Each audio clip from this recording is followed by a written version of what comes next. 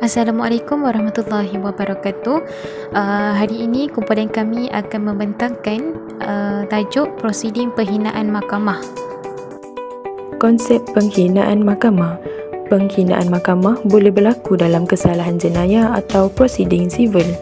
Kesalahan yang berlaku meliputi perkataan, perbuatan atau penulisan yang boleh menghalang atau mengganggu kelancaran pentadbiran keadilan. Maksud penghinaan mahkamah di sini iaitu tidak mematuh terhadap perintah yang dikeluarkan oleh mahkamah atau tidak menghormati sistem kehakiman. Seterusnya, bentuk penghinaan mahkamah. Jadi terdapat beberapa bentuk penghinaan mahkamah di mana yang pertama, keengganan mematuhi perintah hakim supaya hadir ke mahkamah. Yang kedua, membuat tuduhan palsu. Ketiga, keengganan menjadi saksi. Keempat, memberi kesaksian palsu. Kelima, membuat sumpah palsu. Keenam, membuat fitnah terhadap hakim dan lain-lain. Dan yang terakhir, keengganan mematuhi perintah dan penghakiman mahkamah. Penghinaan mahkamah boleh dibahagikan kepada dua, iaitu dalam mahkamah dan luar mahkamah. Dalam mahkamah iaitu secara langsung, di mana penghinaan invasi iaitu penghinaan yang dilakukan secara langsung atau secara terus terhadap mahkamah atau di hadapan mahkamah. Bagi luar mahkamah iaitu secara tidak langsung, di mana ianya penghinaan ekspresi iaitu penghinaan yang dilakukan secara tidak langsung atau kadang-kadang ia juga dikenali sebagai penghinaan konstruktif, iaitu penghinaan yang tidak berlaku di dalam mahkamah tapi bertujuan untuk melemahkan pelaksanaan pentadbiran keadilan.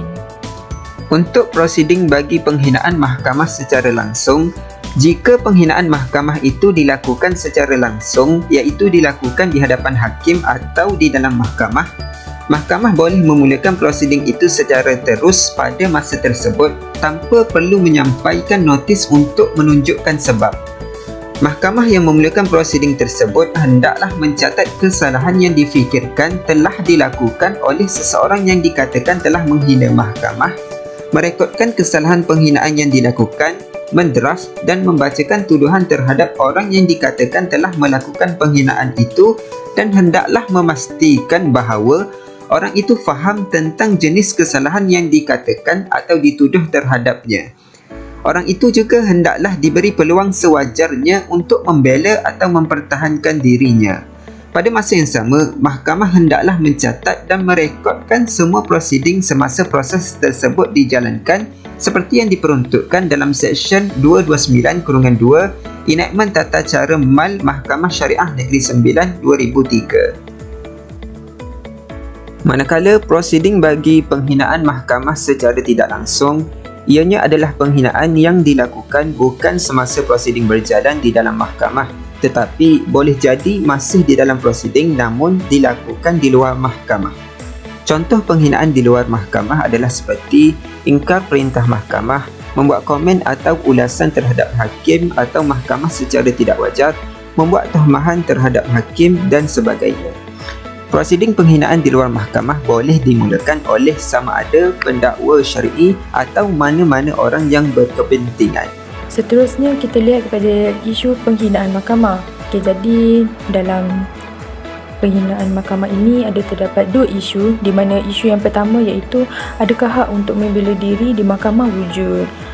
Jadi kita lihat kepada contoh kes, iaitu kes Ahmad Syafi'i lawan Hani Itam, Adi Husin dan yang lain, di mana fakta dalam kes ni iaitu perayu telah disabitkan kesalahan penjara 5 bulan.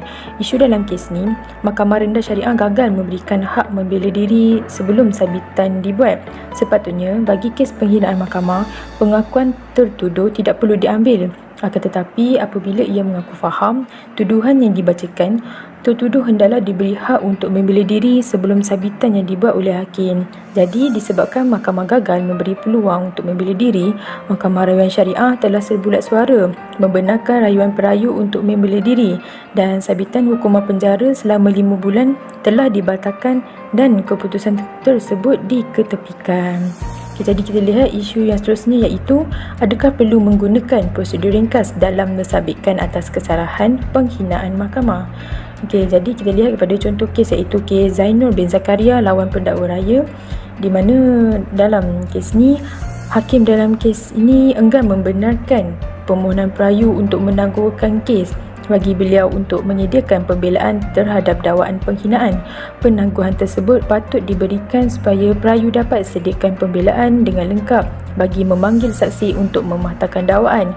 Ini menunjukkan bahawa berdasarkan kes ini, prosedur ringkas oleh hakim perbicaraan telah tidak dilaksanakan dengan sewajarnya, menyebabkan ketidakadilan kepada perayu. Berikut adalah tata cara penghinaan mahkamah yang dimulakan oleh pendakwa syar'i. Berikut adalah tata cara penghinaan mahkamah yang dimulakan oleh pihak berkepentingan. Seterusnya pergi kepada peruntukan undang-undang dan hukuman yang mana ada dinyatakan dalam beberapa enactment, yang mana antaranya dalam Seksyen 103 yang menerangkan berkaitan dengan perbuatan penghinaan mahkamah, dan dalam Seksyen 231 pula berkaitan dengan proceeding tanpa kebenaran, yang mana ia merupakan salah satu kesalahan menghina mahkamah.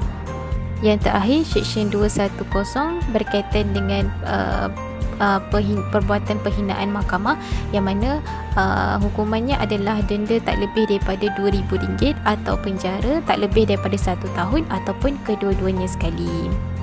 Berkaitan dengan contoh kes, terdapat beberapa contoh kes berkaitan dengan penghinaan mahkamah. Antaranya adalah kes Haji Azman bin Abdul Talib lawan Suhaila binti Ibrahim, yang mana dalam kes ini defendant ni telah gagal memenuhi perintah interim, iaitu interim order berkaitan dengan hak penjagaan anak, yang mana ia telah diberikan kepada plaintiff. Kes yang kedua, Ahmad Sapial lawan Hani Itam Ali Hussein dan yang lain, yang mana dalam kes ini wujudnya perbuatan melengah-lengahkan prosiding penceraian dalam mahkamah. Dan yang terakhir, kes Ashraf bin Sultan Muhammad lawan Mumtaz B binti Rahmat, yang mana dalam kes ini wujud kegagalan mematuhi perintah mahkamah agar mengosongkan rumah plaintiff.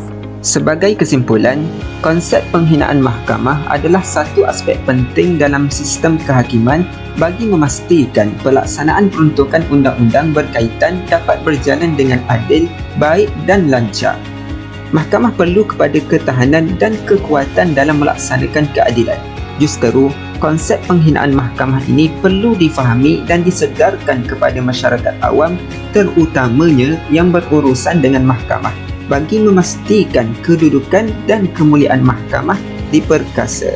Sekadar itu saja daripada kumpulan kami. Sekian, terima kasih.